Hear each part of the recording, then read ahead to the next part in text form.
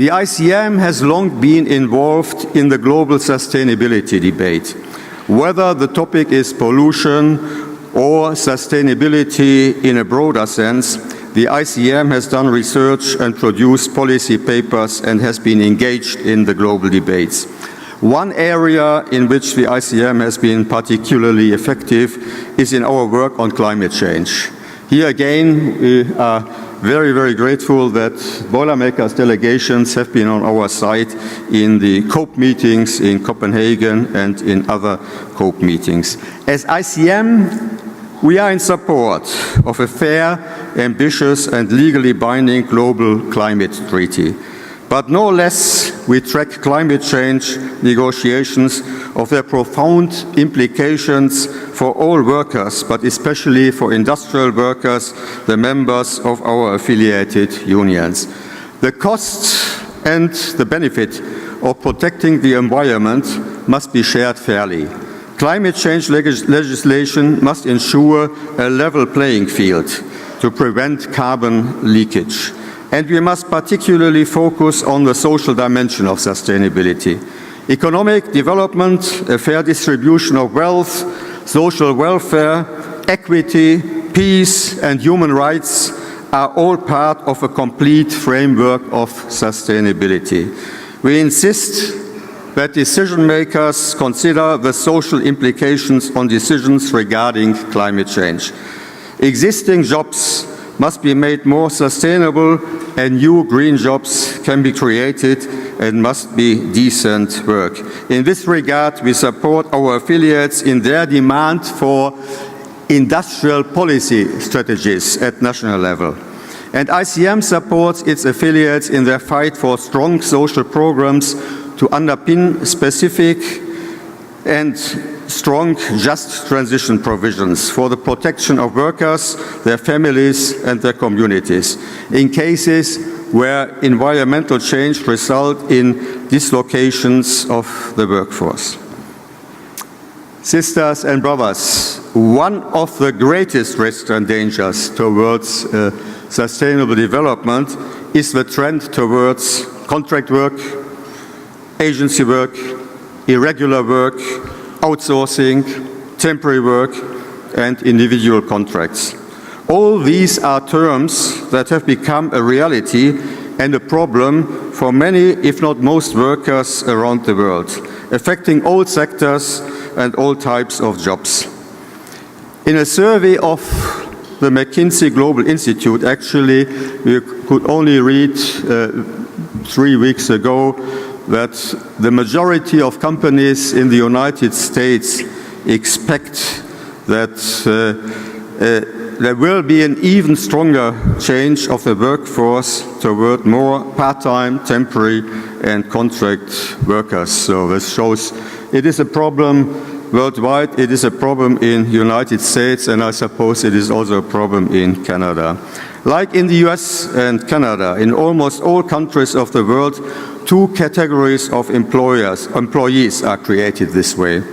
Core workers, whose number are dwindling on the one hand, and contract or agency workers or workers in other precarious employment situations on the other, with the latter usually getting the inferior deal. Actually, even in my home country, in Germany, another analysis showed everybody says Germany is booming. The German economy is doing very well. And actually during the crisis, even unemployment decreased in Germany. But 2/3 of jobs that have been created the last 5 years have been precarious situations, precarious employment situations. Inside and outside the ICEM, affiliates experience these problems and are tackling the issue. And the ICEM itself has started a global campaign alarmed by this global trend. And through this campaign, many ICEM affiliates have managed to organize quite a few members. The ICEM's Work furthermore assisted in improving the working conditions for many contract and agency labor workers, as well as in making numerous contract and agency workers permanent workers, both through collective bargaining and through changes in the law. This campaign of the ICM, this global campaign fighting precarious employment, will be continued. And part of it will be targeting the International Monetary Fund, the World Bank, and the OECD to change their policy and stop them from recommending even more flexible labor markets. We also started to get commitments from companies to give preference to permanent employment and, in case of contract and agency labor, apply to these workers the same standards and benefits as part of our policy in global framework agreements. Seeking global framework agreements with multinational companies has been now a policy of the ICM for more than a decade. The experience of this period has shown that companies still need to make more efforts so that local management has the appropriate understanding and respect for the commitments. Specifically here in the United States of America, there are a number of cases where their attitudes towards trade union recognition has created conflicts. That was the case when local management of Lafarge applied union-busting methods against workers who wanted to join the United Mine Workers. We sent an immediate message to the company that social dialogue with the ICM on the global level is only possible if the company makes sure that their local management, wherever they operate, shows respect for trade unions. It took the management quite a bit of time to understand. But as a result of our firm position, but also as a result of the firm position of all our affiliates in North America, the company finally accepted, and in a letter to us apologized for what had happened and stated clearly that management will remain neutral in any future organizing campaign. Thank you, especially thank you, Boilermakers, for all the support and solidarity that you have shown in this case.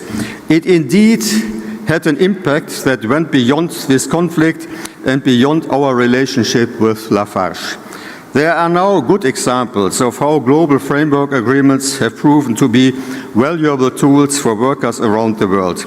And more often now, corporate office management has either directly or jointly with the ICM intervened with local management when there were violations of the commitments of the agreement.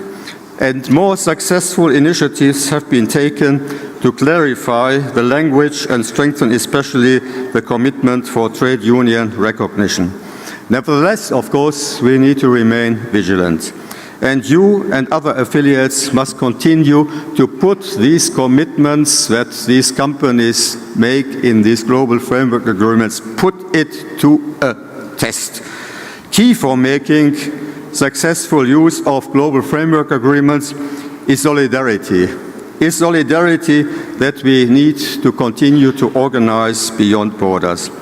I still remember how well coordinated global solidarity and action had an impact to overcome the conflict that local D27 of the Boilermakers had some years ago with Lafarge in Kansas City.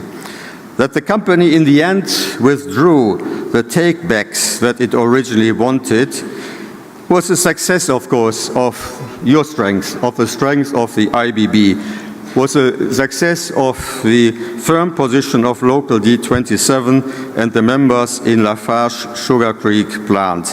So let me congratulate you again for that important achievement. Let me actually congratulate you again for all the achievements that I heard from the reports during this convention.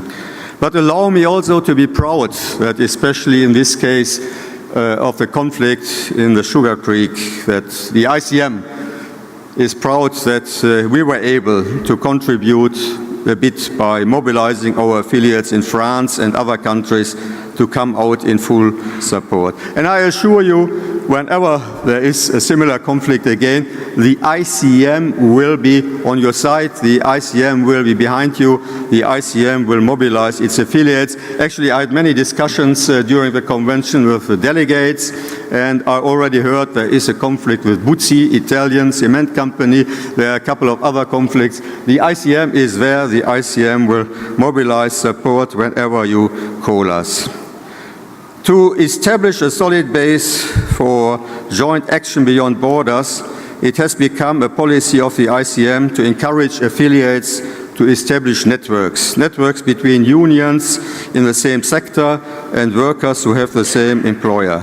Such networks offer best opportunities to coordinate bargaining strategies, to develop joint initiatives for decent work and labor standards, and to promote solidarity during conflicts.